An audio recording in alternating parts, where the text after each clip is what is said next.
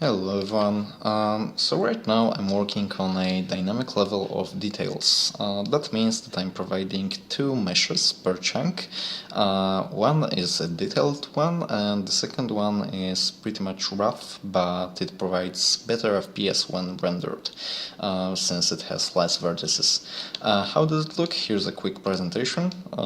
Here's the simplified mesh and the original one. Why would I have those two kind of meshes? Because as you see, those chunks that are far away are pretty much let's just switch the details level. You can't tell the difference really with those that are far away if I change the level of details. So the FPS will be better because if I turn off the VSync with the low level mesh, I have almost 3 times better FPS than with the original one. You see 90 and now almost 300. And that would be it. You may ask, how do I make the simplified mesh? And I do this by, let's just draw it.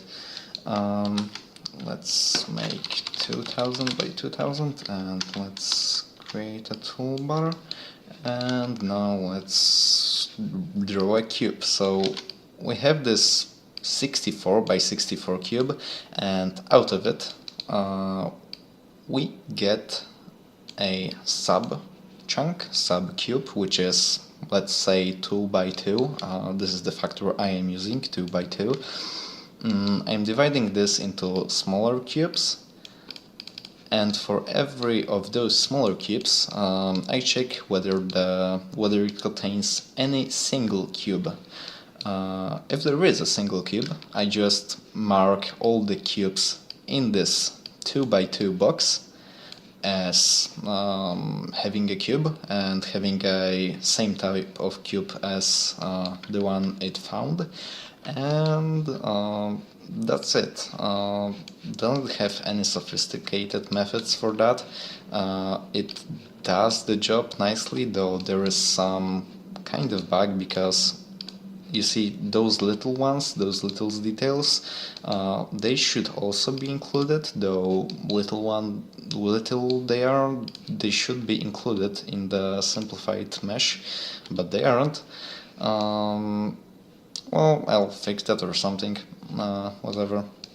So that's a single improvement I made, but the biggest improvement I made besides this level of details improvement, well, it's not exactly done since it doesn't dynamically changes, but it's just a quick change in the code.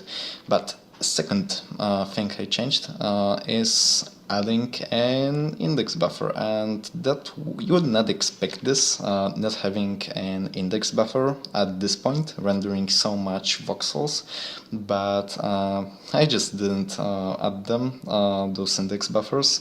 For some reason I underestimated them, but they gave a huge performance boost using them, since for example I don't have now to duplicate vertices because well, because how index buffers works. For those who don't know, providing index buffer makes GPU visit every vertex in your vertex buffer, in your model, in your mesh, by an order of your choice. Because, for example, let's say you have a quad of 6 vertices because you're not using an index buffer, and you've got to visit some vertices 2 times, those same vertices, and without an index buffer it would be visited with a default order, which is from 0 to 6 with consecutive numbers. And providing an index buffer, you can actually use 4 instead of 6 vertices, because you'll just double the vertices in an index buffer. You will just say visit that one vertex once, I mean 2 times, because you want to have 2 triangles to render that quad. Okay, stop, because I'll probably make you confused because of that. Detailed mesh and, let's say, low detailed mesh and an index buffer. That's it for today. What I want to do is also a Frustum culling. So it looks like adding a Frustum culling wasn't that hard at all, because I did it the same day actually. And here's the result. Let's generate a single chunk, just single one to show you only the Frustum culling. And here I print whether this chunk is in Frustum, so it's not, and it is, it's not, it is again. Don't bother this one, I will in a second explain why it is here. And if we go far enough, I've set rendering distance to be very small, so we could actually see as the terrain disappears.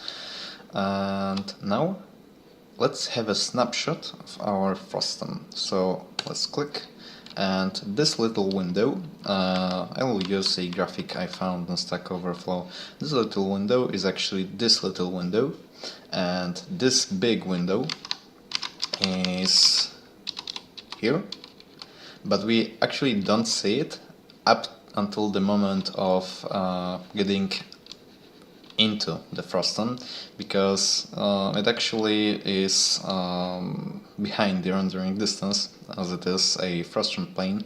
For demonstrating purposes, we could actually render it a bit closer to the camera, so it would be actually possible to see it, but we can see it now when you get closer. So this is a snapshot of a Frustum when we were at somewhere at that place. Everything that was behind that plane wasn't rendered. So let's behind again, let's have our snapshot, and again we have our snapshot, we have our Frustum rendered here. So again, just showing the graphic. I'm vastly satisfied with this. It wasn't hard. The only thing I left to do is actually moving this to another thread, because it is in the game, in the main game loop. So, thank you.